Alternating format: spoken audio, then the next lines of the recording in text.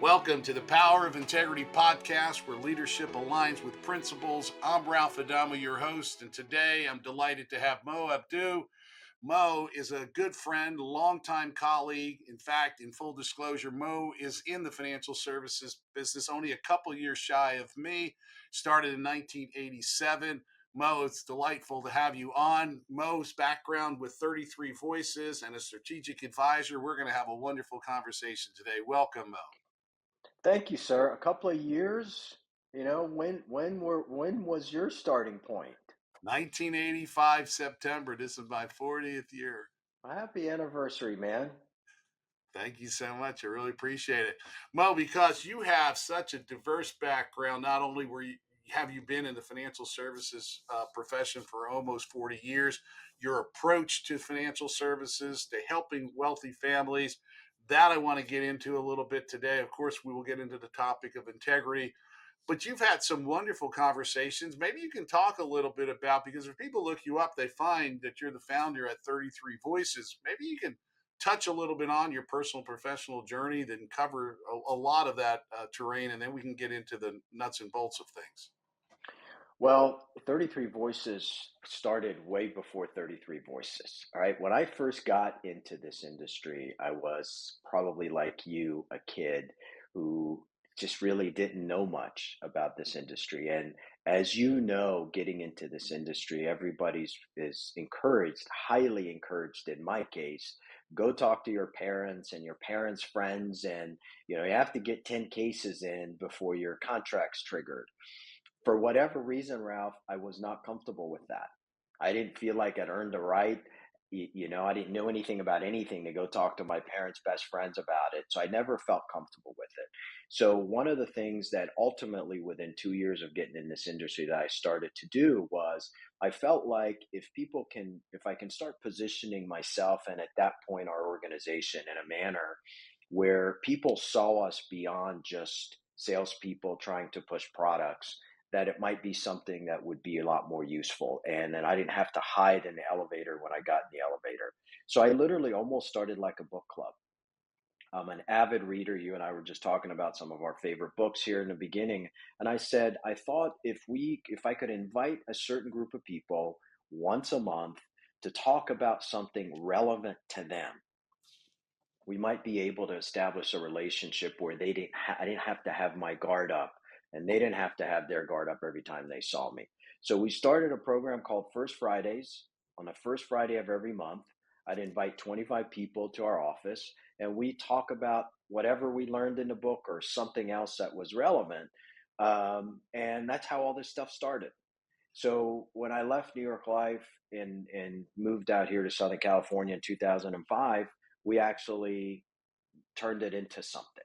It was way before it was a podcast. It was an interview series, and 33 Voices evolved from there. So we've had the opportunity to talk with, almost 3,000 people. My daughter is very involved with it right now. And if there's anything that I enjoy more than anything is the opportunity to learn from other people and to just kind of get a diverse viewpoint on how the world works. So there's plenty of information on there. Yeah, and 33 Voices, the title or the name, Mo, where did that come from? Everybody asks that. Um, in 2008, when kind of the world was going to a hell in a handbasket, I had, towards the end of that year, I invited a group of my friends, 30 of them at that point, for us to create something that we called a digital anthology of trying to create a sense of optimism going into 2009. So we wanted to kind of create something that we can share with people that had a positive spin on the future as opposed to kind of where the world was at. And luckily, all 30 decided to participate. I only asked them two questions to answer, but three of the 30 said, can we invite someone else because, they're a friend of theirs because they felt this was something that was worthwhile. I didn't have a team back then. We were trying to put something really creative and cool together, Ralph. So when we capped it at 33. Fortunately, we all sent it out to our networks and we got a tremendous amount of positive feedback on it. A lot of the people that contributed said, well, you need to figure out how to incorporate this number 33 into what you're doing because I think we got a couple of million back then. This was like a big audience, right? I think between us, we got a couple of million people who had seen that document. So I came up with the name 33 Voices. So I wish I could tell you it's strategic, but it just, we stumbled upon it because of this project that turned out to be something useful. Wow, and thousands of conversations later. Yeah, it'd be remiss of me not to ask about some of the interviews you had. Now, obviously, don't breach any confidences. I don't think so. If you talk to these folks about it and they're aired today in podcasts or interviews, what were some of the most interesting things you learned and who did you learn them from? Man, we could obviously spend hours talking about these. There have been some incredible people who still are kind of my teachers and mentors and, spiritual advisors.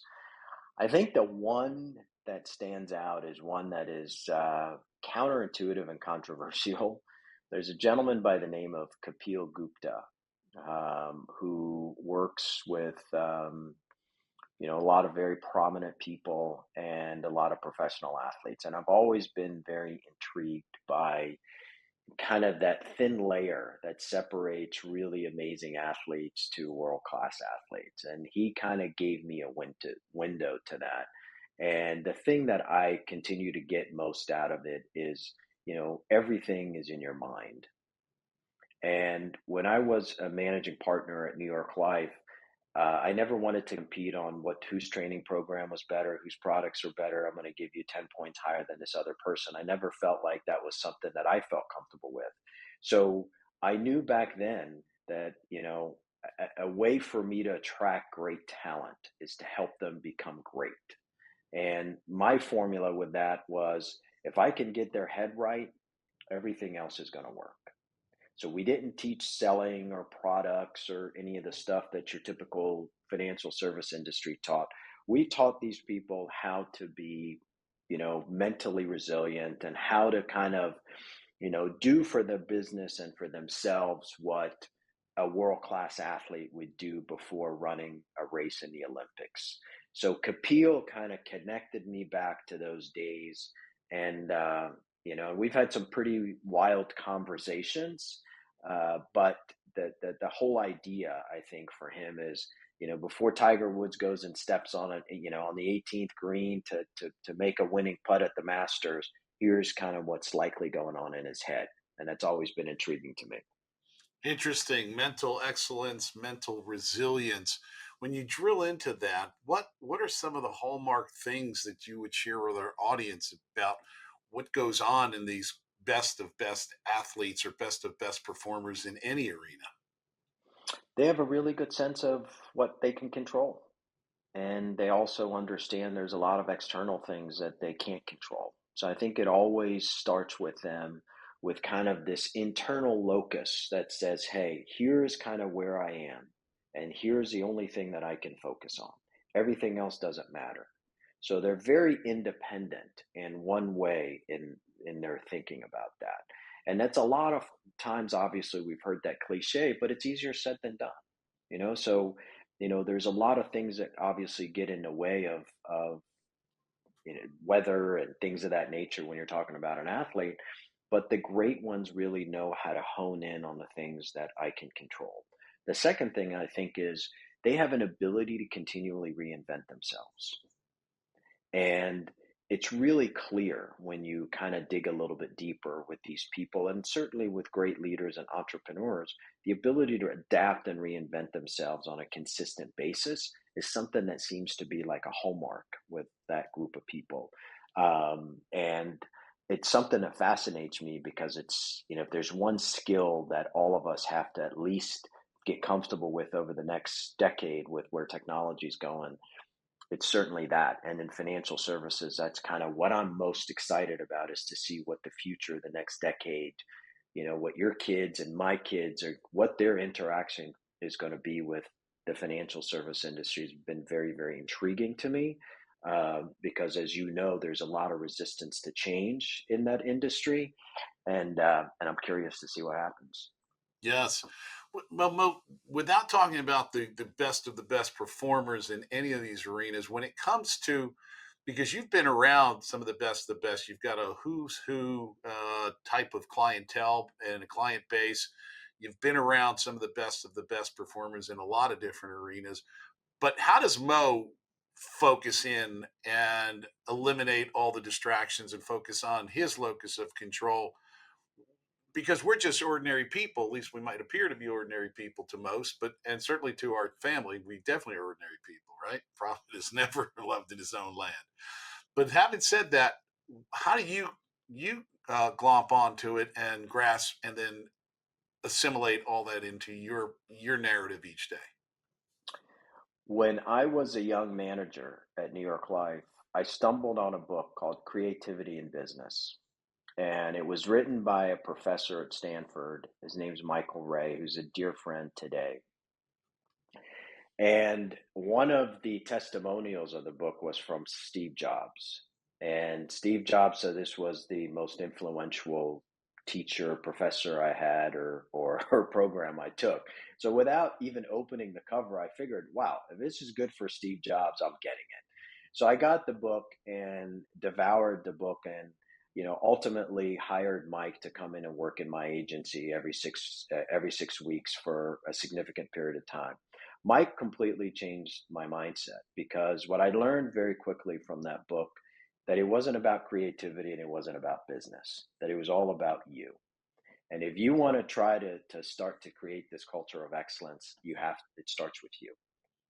So we almost back then, I think it was like 1990 or something, started to create a set of heuristics that we started to live by.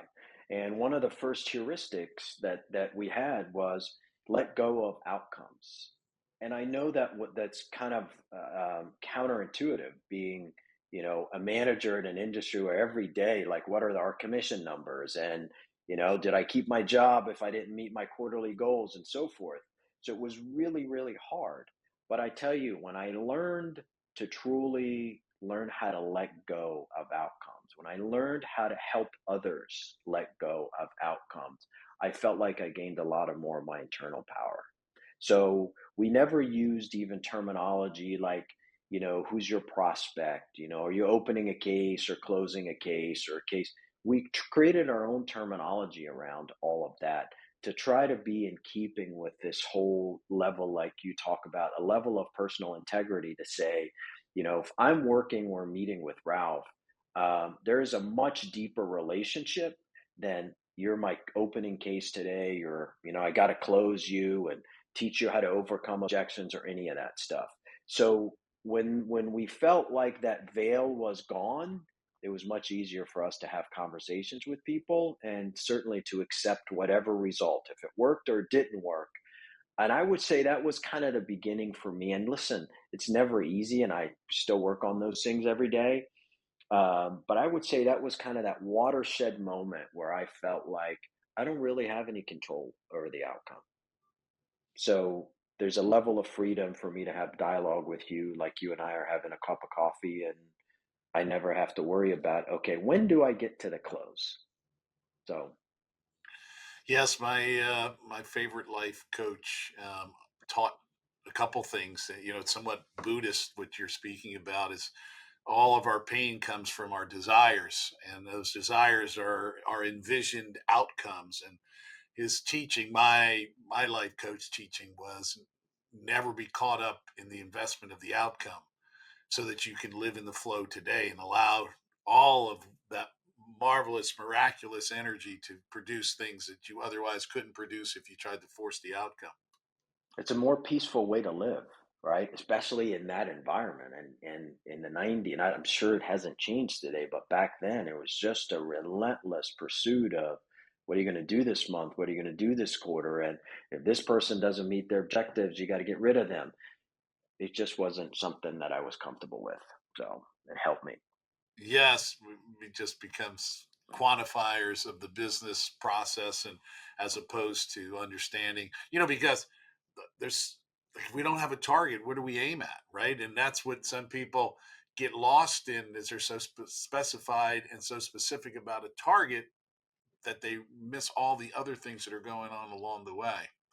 I Yeah. have yeah, I have a thought that it's a little bit out there, but for you and I, it's probably common. Is that Einstein spoke about the past, the present, and the future in a memo he wrote that was never meant to be published. He sent it to his friends and colleagues. He said, "Today in class with professor, we calculated mathematically that there is no future and there is no past, that there's only a present and now, and it's just a series of nows following one after the other.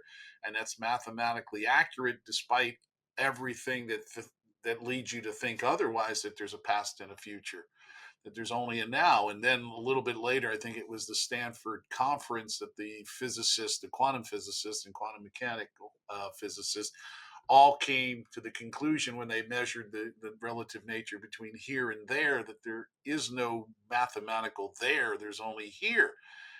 Which leads me back, kind of a long path back to, if we can be here and now living in that present moment, we haven't dispersed our energy into a future or a past that doesn't exist, or to a place that's displaced from us as opposed to where we are, and then we bring all of our most powerful energy to attract the right outcomes. Well, I mean, it sounds so easy, right? It sounds so easy, but it's, I think if we can all internalize that, Ralph, our world would just be so much more peaceful and filled with joy. But we're almost conditioned not to think like that, right? Everything is about, hey, what are your goals? And, as managers back then, we were kind of charged like you have to have your goals, and every month you have to do 10 cases, and it was just something that I resisted for so long because I couldn't internalize it. Yeah, and good for you for resisting, because many of us, me included, we're susceptible to those forces. That, hey, in order to count, we got to start counting our objectives and accomplishments, and we buy into the goals and results, and we check off boxes, and did we get it done, and we'd feel a sense of accomplishment. But generally looking back on it, it's probably just a sense of inadequacy that we were trying to fill up, and we never fill that hole of inadequacy up, do we? Yeah, man, it's not healthy. I didn't think it was healthy. I always kind of looked at the human being and looked at the families around that human being, and I just didn't want to look at and see somebody as a number. And yeah, it's just not something that was exciting for me to be a part of. Wow, without talking about integrity, we are actually speaking about the fabric of integrity, indirectly, about making sure we have that level of integrity with everyone we encounter. So maybe we should go there. When you think about integrity, can you kind of expand upon what the word integrity means to you and the whole concept of integrity? You know, um, it's always been super easy for me. Well, integrity to me has always been understanding my own truth and honoring it every moment. And that just kind of goes back to, again, being, I think I was 22 years old when, I was a young manager at New York Life. And I just always was very, very critical of doing anything or asking anyone to do anything that I, in that same position, wouldn't do myself. That's why I really hesitated. Go talk to your parents and sell your parents' friends. And so I just never felt comfortable. So I never wanted to ask somebody to do that. Just, it was always about go make cold calls. I wasn't going to make cold calls. So I didn't expect my people to make cold calls. So I had to work really hard to create an environment where somebody can build a business without doing the things I wasn't comfortable with. So it's always been for me, you know, understanding my truth and honoring it at every moment and making sure when I screw up that I admit it and try to figure out how to not to repeat the same thing again, whether it was in my own life or my professional life. So that's always kind of been the case. And one of the things that I continue to just learn, and it was brought to me by my friend Capillo, is that all conflict is self-conflict. And when I was able to continually come to grips with that, that really got me focused on kind of that whole internal locus that you're talking about. Doesn't matter how that conflict emerged, but if I treat it as, all conflict being self-conflict, it taught me how to handle these things on my own, and to be able to live to, in my own integrity of that. Yeah, it's amazing. Some of the Eastern philosophies that speak about life as a mirror, and what's showing up in front of us is reflecting what's inside of us. And we, if we can own that, right? Because how quick are we to assess and displace and place the ownership of that responsibility on the other person? And as the Kabbalah, the the Jewish mystic Bible, or I should say mystic Testament, says, the worthy opponent shows up on time. Kind of reflecting back what we need to see. But what Always. right? But what sage advice to know your truth and to honor it? What a That's classic, and I hope our listeners glomp onto that, because that that is timeless for sure. I just want to be able to sleep well at night, man. A commission or a case or none of that stuff was not going to be, I wasn't going to be defined by that. I didn't want the people that I was around to ever think they were defined by that. And, you know, it served us well, but it definitely bucked heads for, for a long time. Yeah, now this has been the kind of the cutting edge of how you make decisions, how you live your life.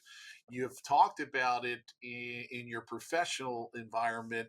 How does that flow over to your personal interactions and with friends and family? Maybe give our audience a little bit of an insight there for how Mo conducts himself in his truth there. Well, like you, we only have one life. There's not a personal Ralph and a professional Ralph and a insurance. We're just one individual. And, you live your life and honor your life, living it with the same set of principles. It doesn't matter whether we're working with a client, a relationship, or whatever. And I think for me, the catalyst to a lot of that stuff is, I used to always tell my people, client selection is one of the most important things that you can do to yourself, because if you have to look on your phone, or back then, if I have to question the person that's calling me, or cringe when somebody's calling me, that's not a good, healthy relationship to have. So the people that I've always allowed in my life not only enrich my life, but at the same time help me become a better person. So all of it has always started with relationships for me. That there are people that are probably not healthy relationships with me, and there are people that are super healthy relationships. And I felt like if I can connect with the former on a continual basis, then everything else seems to be much better, because not only do they understand my own truth, but at the same time they respect it, and vice versa. So, as long as that relationship network for me is kind of the center of everything I do, it seems like life becomes, a lot more disciplined, exciting, and focused for me. Yeah. It's clear to me, because we've already answered this without even asking the specific question about the principal integrity and how it plays a key role in your professional journey. I Knowing we've answered that in a lot of roundabout and specific ways, I wonder, Mo, one of the questions I always like to ask our guests is, when they've encountered a situation where it lacked integrity from the other party, and what they had to do to deal with it, and what the outcome was after dealing with it. Is there something that comes to mind without breaching any confidences about that? Literally, yesterday, I dealt with an issue like that. Someone came to me to review their investment portfolio, and it was recommended by somebody on our team for me to be able to take a look at their investment portfolio. The individual, one of the first things that she brought up was, I'm just ready to sign this policy with one of these carriers, and it's a big investment, and I'd like you to review it before I sign it. So I said, want to forward it to me, or what are you getting into, and why are you getting into it, and so forth. So she asked if she can share her screen, and she shared her screen. And right on the screen, she was going through the illustration, and I saw the name of the person that she's working with. And I immediately told her, listen, this is somebody who I've known as a baby. I know his dad. I've worked with his family. They're incredibly honorable. If I were to trust anybody to do anything for me, it would probably be him. So I don't even need to look at it. You need to, if you have questions, you can go talk to him. But I think he's always going to do the right thing for you. So right away, for me, that was just very clear. I'm not even going to go to the point of saying, "Hey, I don't need to review anything," because there's a level of trust that I have in that young man that he can do the same exact thing, if not better, than we could. And there's nothing for me to take a look at. So, and then I immediately reached out to him and said, "Hey, here's why she came. If you want me to help and look at these, and it's not like we're getting paid to look at these investment things, right? That this is Right. just Yeah. to help a friend." I'm happy to help. Otherwise, that's what she's concerned about. Take it from there. So that was literally something that came up yesterday. Wow. Well, that was clearly a big dose of integrity on your part, a lot of trust that went into it. Was there any part of that, because maybe I rephrased the question and another event or story comes to mind. Was there any part of that you thought was lacking integrity on the individual that came to you? Were they just honestly looking for a second opinion? I think the we're in a world now, Ralph, where, as you know, my partner Garrett Gunderson and I, about a year and a half ago, launched a program that we're very excited about. It's a program that we think kind of leads us into the future of where an industry like this could go. So there's a lot of strategic partnerships that we have. So this came through one of the strategic partners that we have, and a lot of these people who send these types of relationships to us, one, expect to get paid and expect to, hey, go do. These people are the best people that can do this insurance product for you, or these investments, or whatever, and they want to get a piece of it. So I think it came because from that perspective, and it was just something that I just wasn't going to go there. They felt like that product was not structured the way it should be, and it should be structured differently. And I wasn't going to breach that with them. And I told the guy, and that's where it was. Well, you are super well read. Besides Kapil Gupta's work and the creativity in business, or on creativity in business, correct, was the title of that book. Hmm. What other one or two books would you say have had the most impact, uh, that you could share with our audience, and why do you recall those books as having impact for you? Man, there's so many. There's so many. I literally wouldn't even know where to start. But if there's a couple that I kind of always keep around, I have learned a lot from Ray Dalio, just because of a existing relationship that I have. So way before a lot of his things became public, I had some resources that just gave me access to some information, and I just really appreciate his way of thinking. I appreciate the ability to be able to create a set of principles for your life. I've worked really hard with anybody that I've ever had a relationship with to understand that that's almost your life playbook. And so the whole idea of the theory behind Ray Dalio's principles. People don't need to understand how the world works, but just the whole notion of creating a set of personal principles and business principles, I think has served me super, super well. The second area, I think that, I'm always super, super attractive to really successful business people. I think that's kind of where I get my MBAs from these people. And Michael Dell's recent book on just kind of the reinvigorating Dell computers and taking it private was just phenomenal, and it served me super, super well in understanding, and then just a lot of philosophy books that's kind of helped me get my own head right. But those two in particular have been super, super helpful. Wonderful. Well, we've been speaking with Moe Abdou of 33 Voices, strategic advisor to a who's who clientele in this financial services industry. Mo, I'm curious. We're floating up here at the 1,000 foot level. If you bring it right down to that 1 foot or 1 inch level for our younger audience, when you think about what has been accelerants in your life, the tips, the hints, the principles by which you live, the things if you knew them early on, besides that intuitive nature to do and be truthful to yourself, what are some of those practical things that you would say to our young audience? Make sure you do these things to be successful and to accelerate your success, whether you're in for profit or nonprofit world.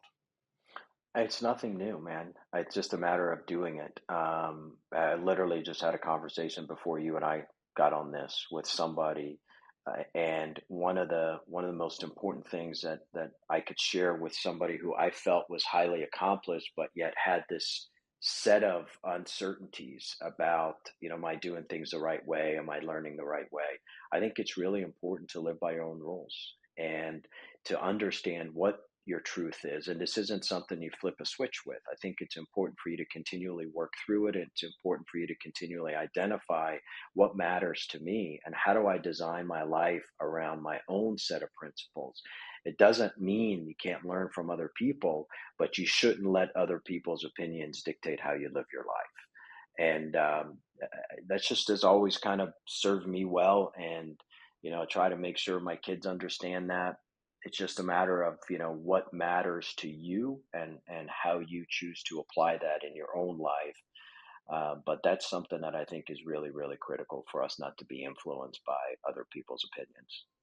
Absolutely. Well said. So, Mo, if folks want to get in touch with you, as we're kind of rounding the corner on our conversation, if folks want to get in touch with you or your organization, what's the best way for them to do that? You just email me, moe@33voices.com.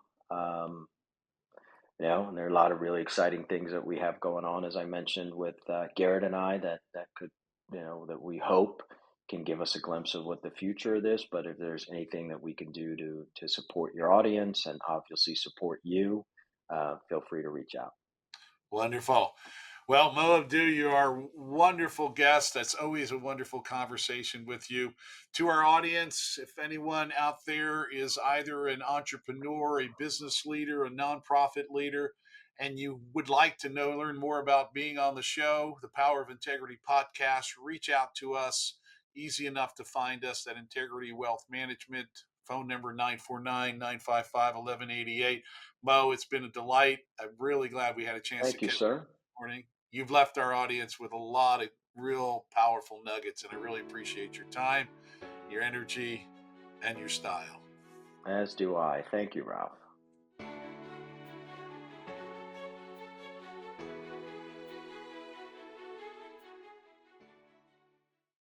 The information presented in this program is provided for informational purposes only. The information is believed to be reliable, but no guarantee of accuracy is made or implied. Expressions of opinions are as of this date and are subject to change without notice.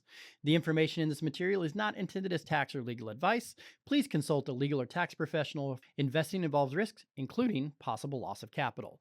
Ralph Adamo is registered with the securities and are offered through Kovac Securities Inc., member FINRA.